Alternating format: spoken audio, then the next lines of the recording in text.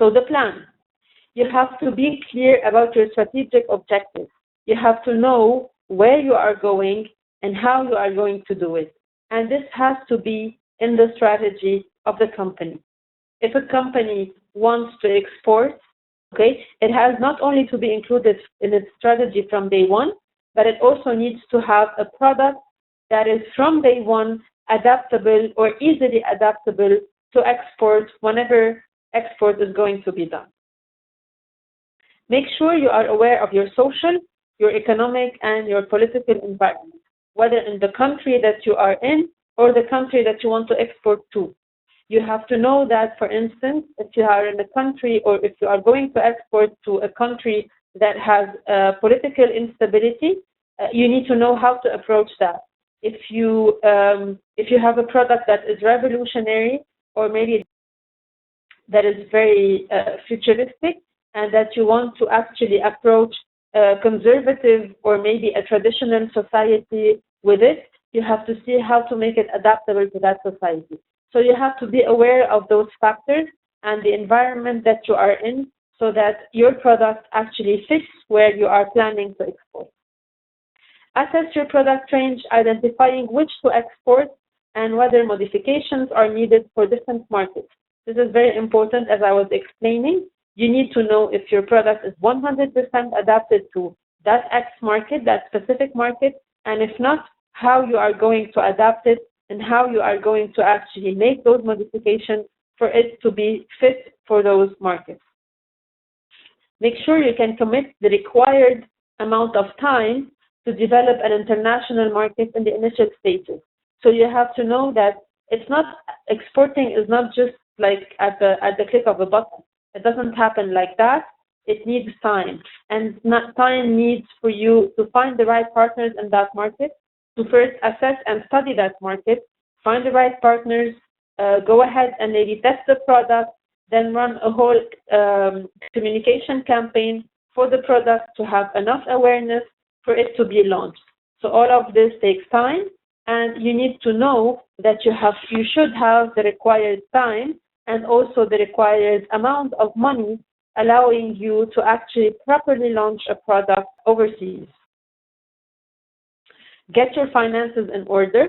So you have to be aware and to calculate properly your startup costs, your contingency funds, and the currency fluctuations, especially if you are exporting to a market where the currency is different than yours. Now let's take a look at the place. Consider all your exporting options. So where are you going to export to? Are you going to export locally? When we say export locally, it is when you are actually working in a specific area in your country, and then you want to export to the rest of your country. Okay, this, for instance, can happen in the UAE where you have different emirates, okay, and then one of them is actually working on its own level, and then it decides to export to the other emirates. Regionally, it's in the neighboring countries. Now, usually regionally, it's good because you have a similar culture, a similar environment than yours. So exporting regionally is not really very hard because of these similarities that you have. And globally, now this is the hardest part because globally you have to take care of all the differences, whether on the language level, on the cultural level, on the society level, and so on and so forth. Understand the UAE exporting laws and regulations. It is very important because you need to know what to expect and how to face these laws and regulations so that you avoid delays and you avoid mistakes that can actually delay your export. Find out about the laws of the potential marketplace. It's also as important. You have to know which goods are allowed in that specific country or specific marketplace, which goods are not allowed. How can you actually access this market? Is it through partners? Do you have to actually open a franchise there or a company there that will take care of your export? Can you just allocate or can you just have a distributor? And so on and so forth. So you need to know the laws of that potential market that you are going to. And finally, identify freight and transport agencies because those will help you a lot in freight and transport and insurance to decide on most effective logistics, because freight and transport and insurance actually take a lot of your financial resources to be properly done. So there are a lot of agencies that are specialized in that and that offer services that you don't actually need to worry about whenever you are exporting. The process. So first, plan how you will physically manage the operation. Again, physically manage the operation means, should you hire a team? Should you get a partnership? Should you get a distributor, etc.? Should you go yourself and try to see the market there, etc.? Now, identify the team you will need locally, and if needed abroad.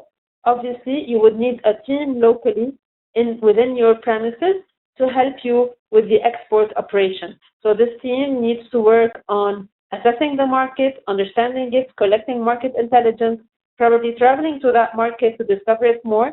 And sometimes you might need a team that is outside, that is in the market you are exporting to take care of things, or at least of operations, okay, hands-on in the market. Be prepared to address some countries' regulations that require companies to have a minimum of local directors on the board. So you have to also study, as I was saying, the laws of that specific country to know if you have any changes to make to the structure of your company. Now, ask yourself at some point, do you have the necessary management skills for you to be able to carry out that export operation? Do you have the good financial resources?